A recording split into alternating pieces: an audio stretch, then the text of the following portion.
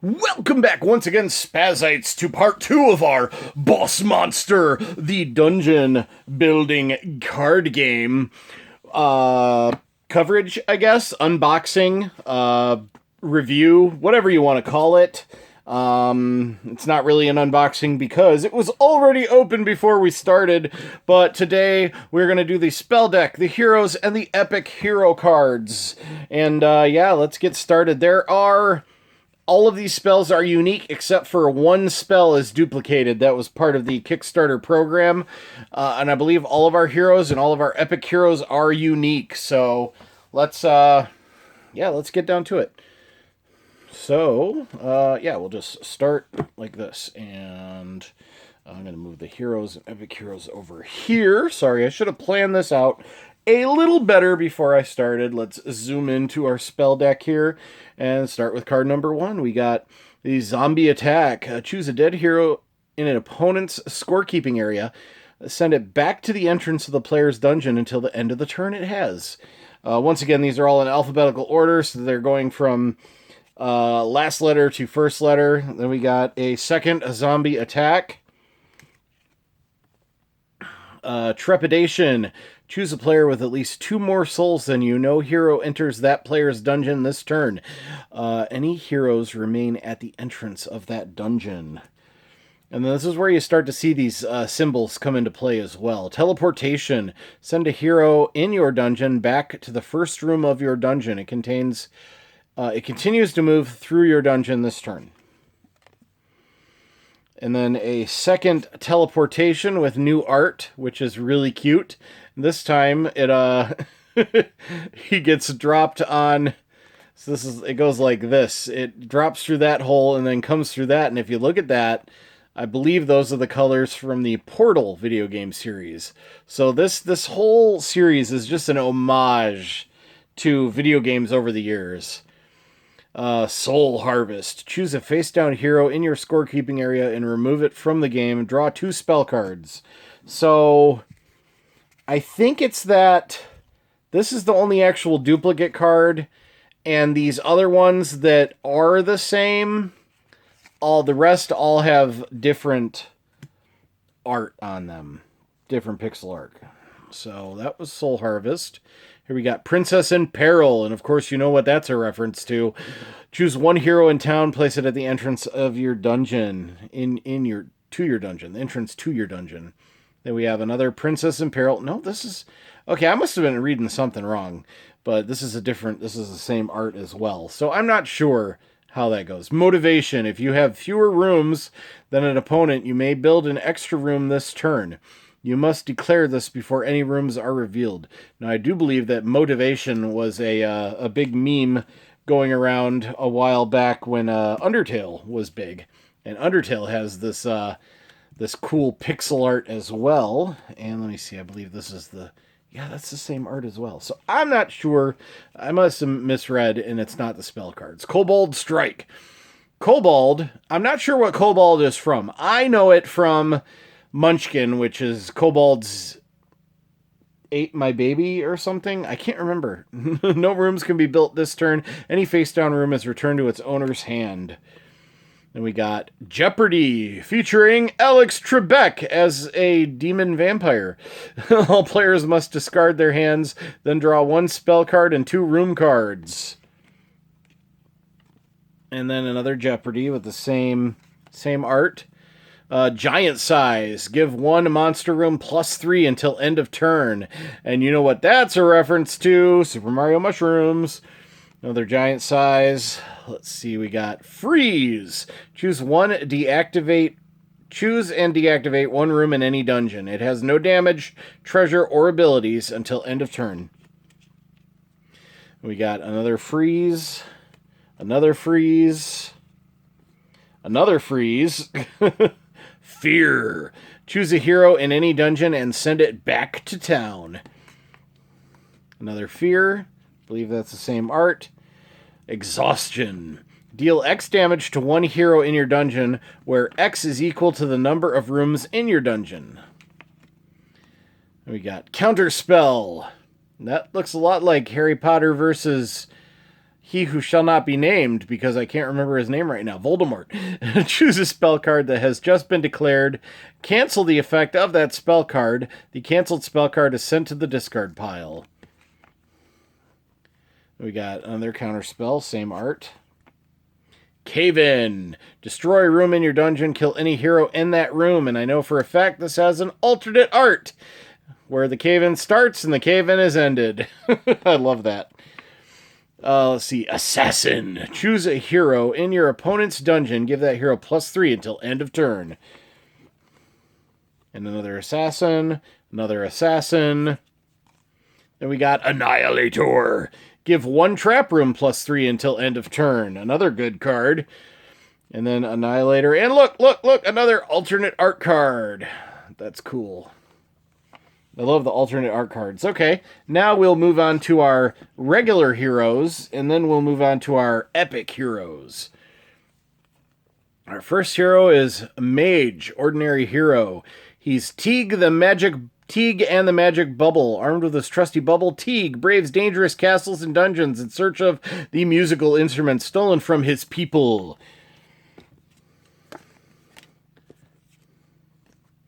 Then we got the Fool, ordinary hero. This is the only question mark hero. The Fool is lured to the dungeon of the player with the fewest souls. In the case of a tie, he waits in town until the tie is broken.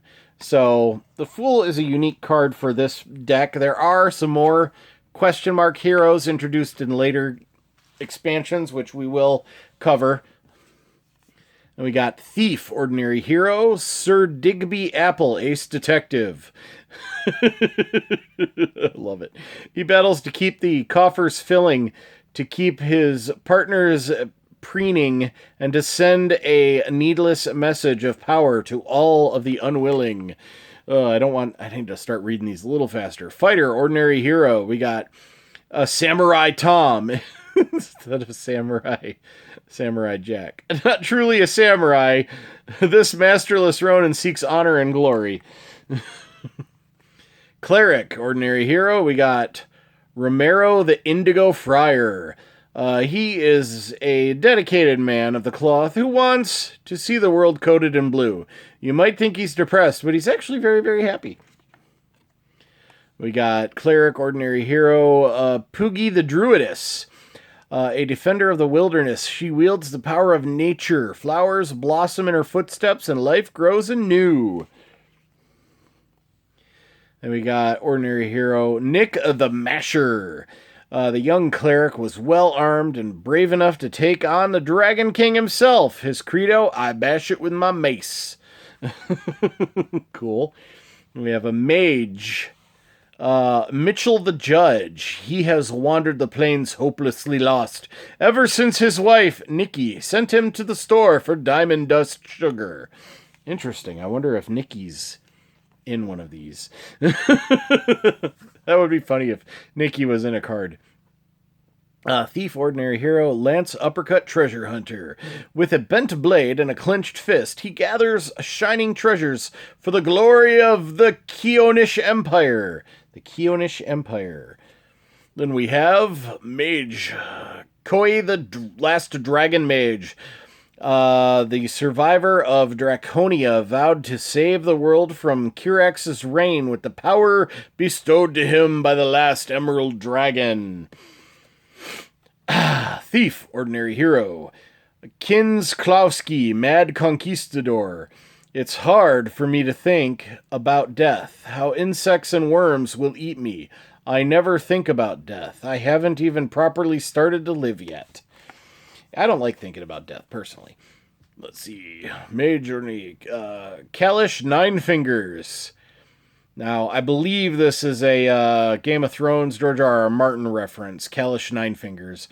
The worst thief ever, Kalish lost a finger and his freedom in one night. Taught magic in prison for his by his sorceress cellmate, he now kills evil with fire. Now, I'm not sure if that's a George R.R. Martin reference. I know there are a few George R.R. Martin references in this. Then we have Thief. Joman Chim Cutpurse. From the twinkle in his eye, you might think he comes bearing gifts until you check your empty pockets. We have Fighter. We have Johnny of the Evening Watch. Yeah, this is definitely the Game of Thrones reference. Jon Snow of the Night's Watch, Johnny of the Evening Watch, a humble member of the Evening Watch whose band of brothers has sworn to forsake family, take the gray and clear dungeons. So yeah, that's definitely a Game of Thrones reference there. Thief. We have Jesta the Rogue. Whoops, sorry about that. Okay, so you take the big guy on the left with the axe. You got the two little one. You've got the little two ones on the right with swords, and I'll take this dangerous-looking treasure chest with no lock over here. Oh, let's see. Here we have a thief. We have Jerome Kung Fu Monkey, a visitor from a distant land. I almost said island. This hyperactive monkey studied martial arts under the legendary Sifu Wang. Fighter, ordinary hero, we have Jarek, Squire of the Lion Knights. As a squire, Jarek loved nothing more than stories and legends. He has no idea what he would someday become one. Let's see, then we have Fighter, ordinary hero. We have Fire's Breath, heroine of Arcadia. The scarlet-haired warrior woman known as Fire's Breath has pledged her deadly twin blades to the fight for liberty. Cleric, we have Deletorious, Angel of Light. Created by the goddess of light to defend Arcadia, this kid angel never misses a shot with his enchanted crossbow. Now that makes me think of, Kid Icarus. Yeah. Let's see, then we have Mage, ordinary hero, Dartion Elf Pyromancer. Some elves just want to watch the world burn. Yeah. Here we have Fighter, ordinary hero. We have Crystal and Alan of Gerd. Bound by the unbreakable ring of Gerd, these lovers become the most dangerous husband-wife team in the adventuring business. That's cool. Also, these symbols down here with the multiple little keyhole-looking things, those are actually like character figures. You want this in your deck if you're playing 3 characters. If you're only playing with 4 people, you don't want these in your deck, I believe. It's been a while since I played, so I don't remember. But here we have Cleric Charles the Young. Charles has his mother's permission to go adventuring, but he has to return before sundown. Yikes. Pardon while I rub my eyes. I need new glasses, so I'm squinting right now, and it's a little rough. That's why I'm holding these cards so close to the camera, because I'm actually using my phone to read them. Mage, ordinary hero, we have Brandork the Never Wrong. Schooled in 7 flavors of magic, Brandork follows the teachings of Master Face, the Omniscient Celestial. I can't talk right now. I'm tripping over my tongue. Fighters, ordinary hero, we got Bowden the Pantless. Not pantsless, but pantless.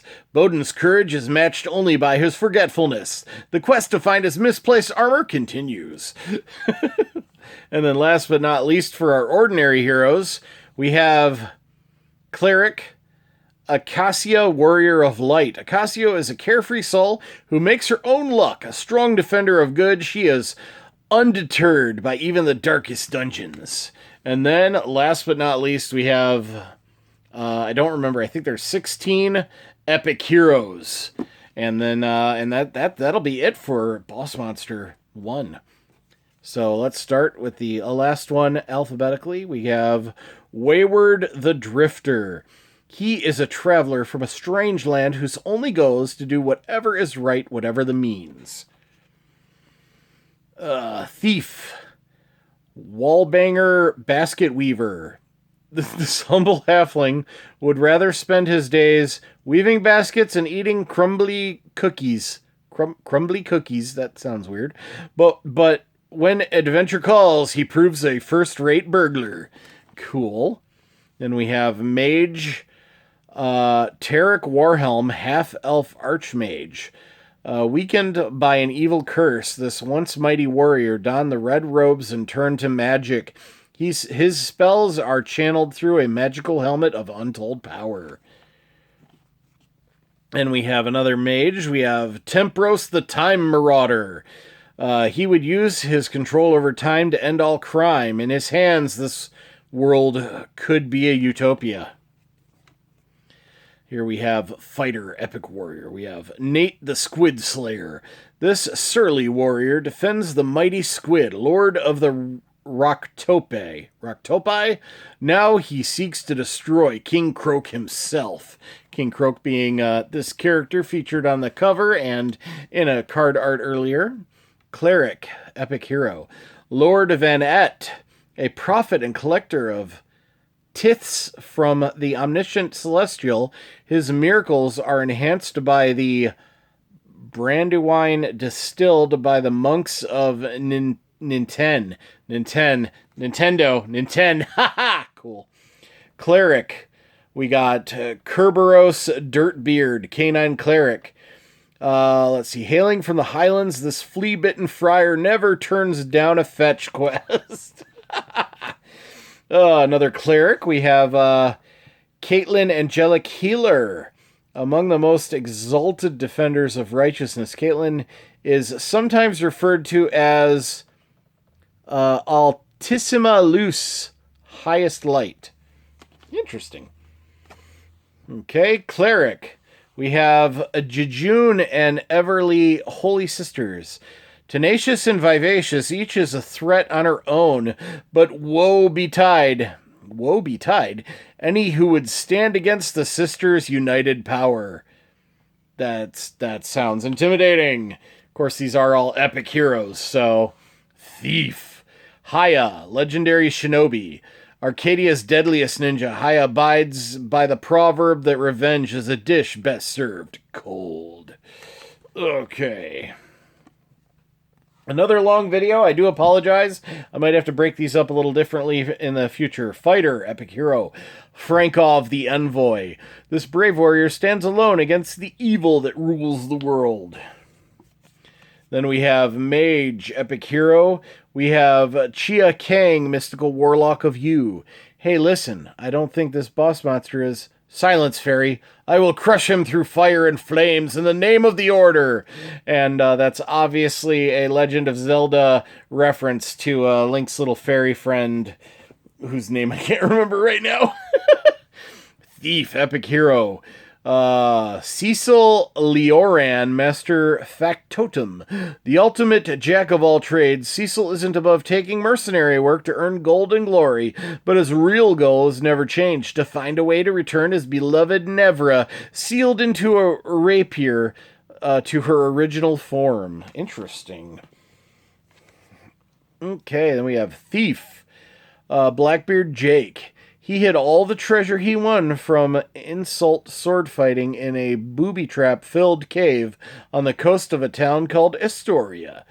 That's got to be a reference to something. Fighter. We have Asmore the Aweless.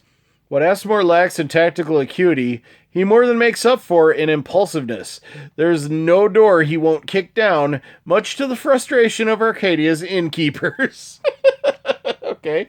And last but not least, we have an epic fighter, Antonius the Rune Knight, an elite dragoon. Sir Tony wears armor inscribed with magic runes of ancient and mysterious power.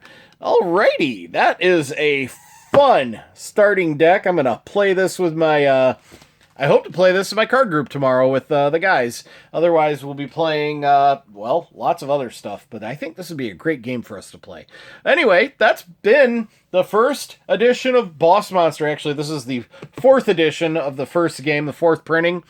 But anyway... If you like my video, I really appreciate any thumbs up, comments down below, all that jazz. If you really liked my video, please subscribe if you're not already. It's completely free for you to do and help me grow my channel. And until next time, as usual, be kind, happy hunting, and goodbye. Don't forget to wash your hands. And when you go out, please wear a mask. Bye.